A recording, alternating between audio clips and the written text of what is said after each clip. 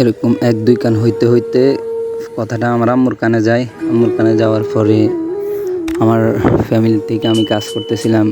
কাজ করার এক পর্যায়ে অনেকগুলো ফোন দিয়েছে। ফোন দেওয়ার কারণে আমি ফোন ধরি নাই, রাগ করে।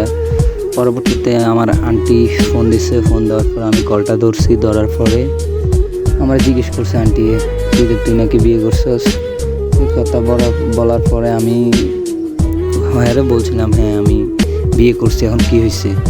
বিয়ে করছি, কি হয়েছে? কথা কই আমি কলটা কাটিয়ে দিই। কল কাটিয়ে দেওয়ার পরে আন্টি ওইটা আবার আমার আম্মু সবাই লাউড স্পিকারে দেওয়া ছিল, শুনছে। শোনার পর আমি তো কল কাটিয়ে দিই, ফোনটা বন্ধ করে দিই। বন্ধ করে দেওয়ার পরে এক পর্যায়ে আমার বাড়িতে তো সবাই চিন্তা করতেছে কী করতেছে, বিয়ে করে ফেলাইছে এসে, সবাই একটা ইয়ে করতেছে। করার পরে অনেক ইয়ে হইতেছে। পরবর্তীতে আমি কাজ শেষ করে সন্ধ্যাবেলা বাসায় আইছি। বাসায় আসার পর ফোন করছি। ফোন করে বাড়ির থেকে আমার আঙ্কেলে ফোন দিছে। জিজ্ঞেস করছে, আমি কল ধরি না, কিংবা এরা ফোন দিতেছে, আমি কল ধরি না। আঙ্কেল চাইছিল আর কি জিজ্ঞেস করতে যে কী হয়েছে, কী রে তুই? আমি কল ধরি না। কল না ধরার কারণে এরা ভাবছে সত্যি।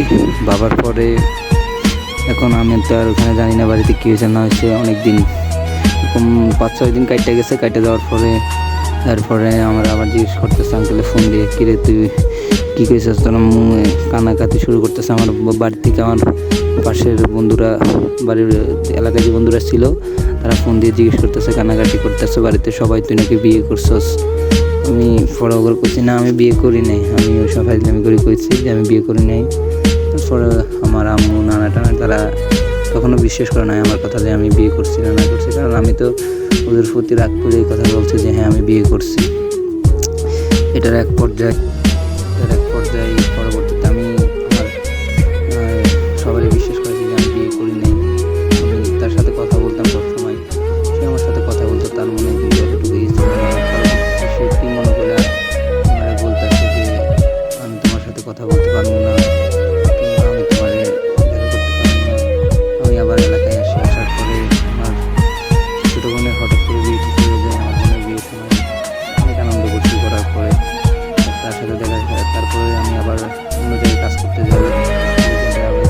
কাজ করতে যাওয়ার পরে তার সাথে আবার দেখা সাক্ষাৎ করি, কিংবা তার সাথে করেও কথা বলতে পারবো না। ওর সাথে আমি বিয়ে করে ওর দাদুর সাথে কথাবার্তা বলে, সবার সাথে কথাবার্তা বলে আমি ওর সাথে আবার কথাবার্তা চালিয়ে যাই। এর পর্যায়ে বাড়িতে আবার জানাজানি হওয়ার পর আমি আমার বাড়িতে ফোন দিয়ে আনার পরে বাড়ি থেকে বলতেছে আর কি যে তুই ওর সাথে কথা বলিস না, আমরা তোর অন্য জায়গায় বিয়ে করাবো, কিংবা অন্য কিছু অনেক কথা বলছে। বলার পর আমি মানি নাই। আমি আবার বাড়ির থেকে চলে যাই।